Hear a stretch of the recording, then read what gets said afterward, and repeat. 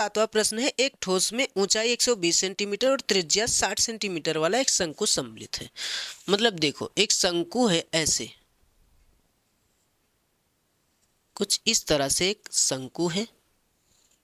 इस शंकु की जो ऊंचाई है ना, शंकु की ऊंचाई कितनी है? 120 सेंटीमीटर। हम कहेंगे H1 कितना है? 120 सेंटीमीटर। ये शंकु की ऊंचाई है।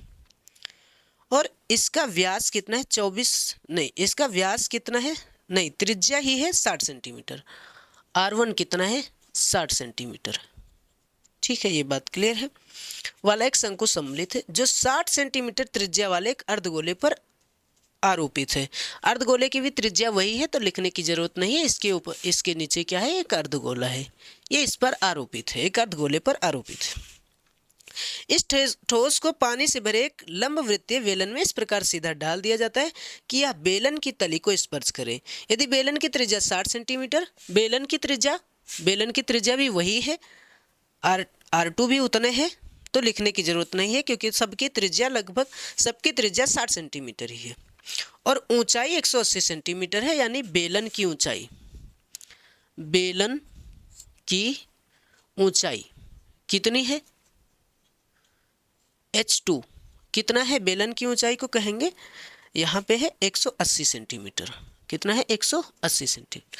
और इसकी त्रिज्या R2 कितनी है? 60 सेंटीमीटर। मतलब त्रिज्या सबकी समान है। तो बेलन में अब क्या किया जा रहा है? बेलन में जो पानी बचा है उसका आयतन हमें ज्ञात करना है।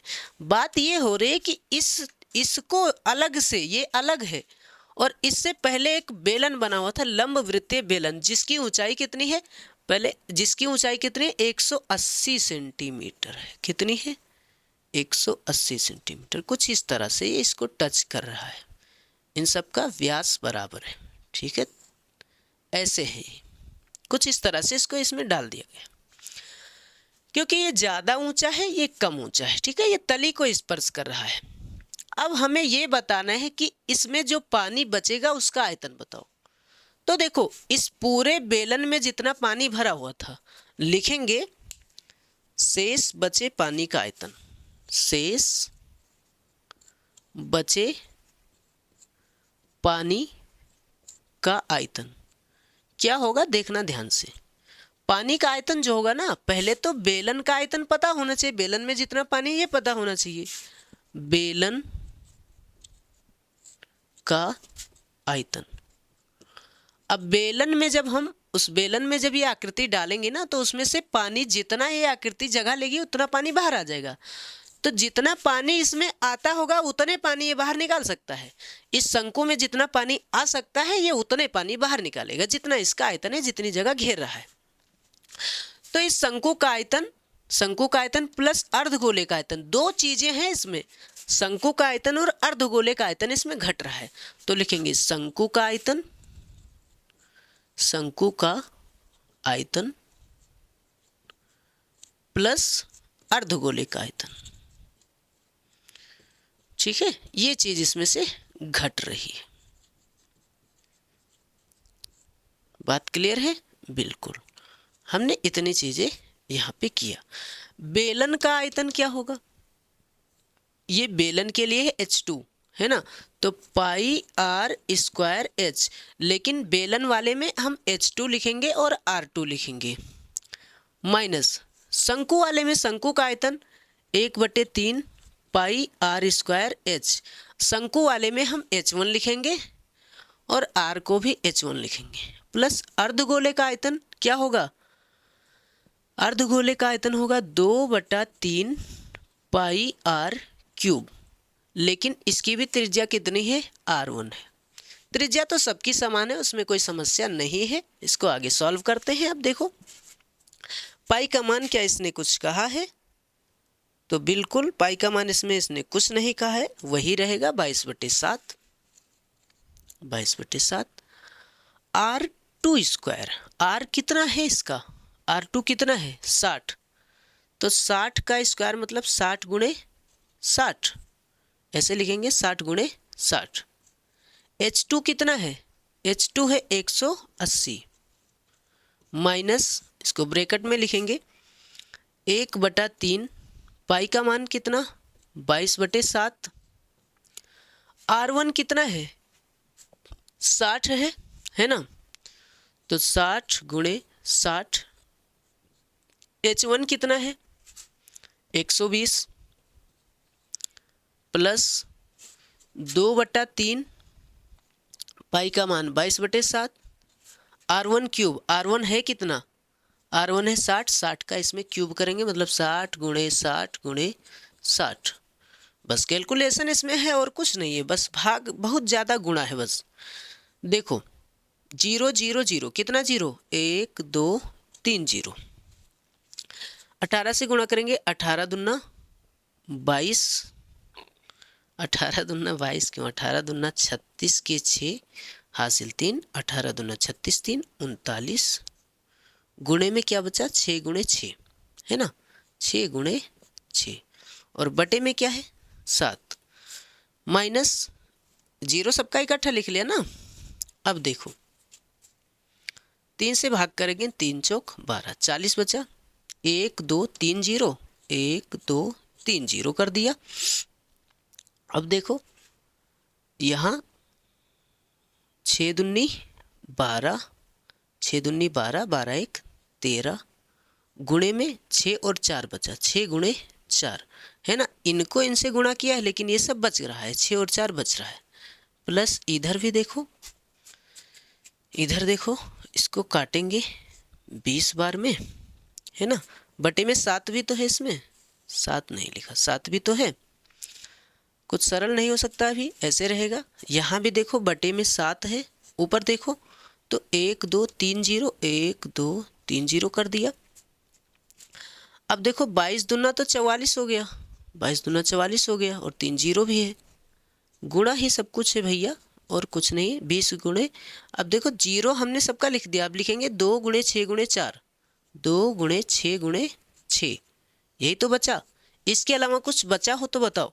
हमने कहा 22 दूना 44 कर दिया और 2 बचा, 6 बचा और 6 बचा, सबका 0 तो हमने लिख ही लिया।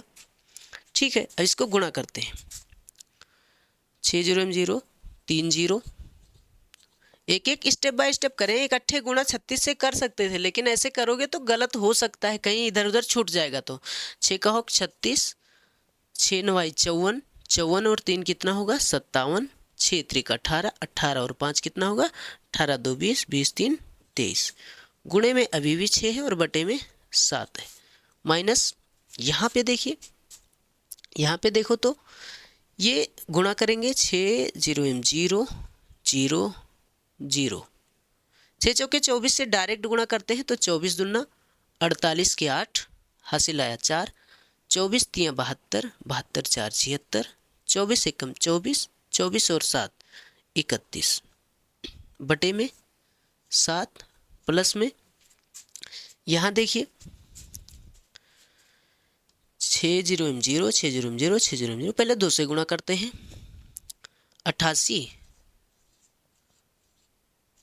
है ना, और गुणे में 6 गुणे 6 और बटे में कितना है 7। इसको गुणा कर लेते हैं कहीं अलग, इसको देखो 6 0 0 3 0 हो गया, 6 का हो 36, 6 7 42, 42 3 45, 6 3 18, 18 4 22, 6 दूनी 12, 12 2 14, बटे में कितना है 7, दिख रहा है ये, हाँ इतना तो दिख रहा है। माइनस इसको देखो, ये तो वैसे के वैसे है, बटे में दोनों में 7 है तो एक ही जगह लिखेंगे, इसको ऐसे लिख लेंगे 31 6 8 0 0 प्लस इसको गुणा करेंगे 36 से, इसको डायरेक्ट अब गुणा कर देते हैं, बहुत हो जाएगा नहीं तो 36 से गुणा कर देते हैं, 0 0 0 6 48, 6 48 48 54, यहाँ 0 0 0 3 24, 3 24 2 26, यहाँ 3 0 4 2 6 6 5 11 2 1 3, कितना है 31 68, 31 68 0 0, सेम सेम आ गया ये तो है ना। चलिए अब इनको हम क्या करेंगे भैया, इनको हम जोड़ देंगे, इनको हम जोड़ देंगे, ऊपर वाली एरिया को हम इरेज कर रहे हैं ताकि कोई समस्या ना हो, यहाँ से इसको हम इरेज कर रहे हैं। ठीक है, इतने पार्ट को हम क्लीन कर रहे हैं यहाँ से। अब देखो, अब हमारे पास क्या है 14 25 6 के बाद 000 और बटे में है 7, माइनस में इसको जोड़ दो 0 0 0, 1 2 3 0, फिर 8 8 16, 6 और 6 12, 12 1 13, 1 1 2 2 1 3 3 3 6 और बटे में क्या है 7, है ना, इतने तो है।